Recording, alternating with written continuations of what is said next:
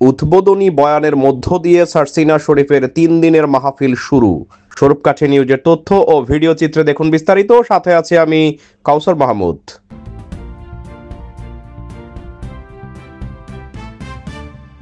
শতাব্দীর ঐতিহ্যবাহী পিরোজপুরের নেসারাবাদ উপজেলার সারসিনা দরবার শরীফের 134তম 3 দিনব্যাপী ইসালে সওয়াব ও মাদ্রাসার বার্ষিক মাহফিল শুরু হয়েছে।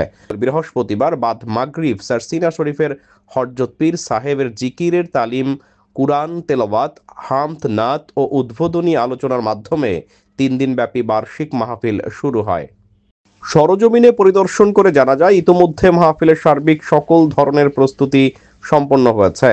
মাহফিল এন্তেজামিয়া কমিটির পক্ষ থেকে জানানো হয়, মাহফিলের সার্বিক নিরাপত্তার জন্য নেসারাবাদ থানা পুলিশ অস্থায়ী ক্যাম্প স্থাপন করেছেন।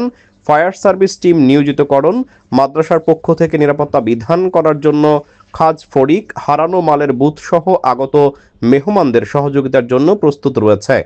29 নভেম্বর শুক্রবার মাহফিলের প্রথম দিন।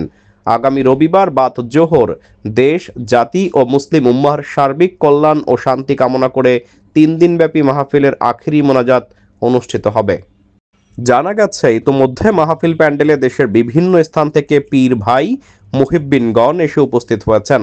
এছাড়াও দেশের প্রত্যন্ত অঞ্চল থেকে রিজার্ভ লঞ্চ, বাস, ট্রলার সহ বিভিন্ন ধরনের যানবাহনের মাধ্যমে পীর ভাই, মুহিব্বিন, উলামা, খোলাফা ও দরবার শরীফের ভক্ত মুসল্লিবৃন্দ মাহফিলের উদ্দেশ্যে যাত্রাপথে আছেন।